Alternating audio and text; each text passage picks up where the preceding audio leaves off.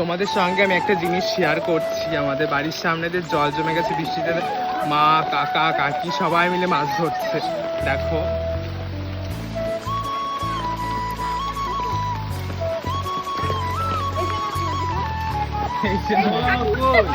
এই যে কাকিমা, এই যে কাকি, সবাই মাছ ধরছে।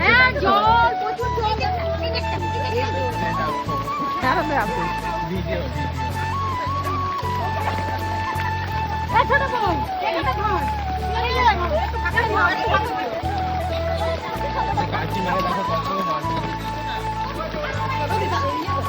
প্রচন্ড মাছ হচ্ছে এখানে, প্রচুর পরিমাণে। সবাই মিলে মাছ ধরছি, বাড়ির সবাই মিলে।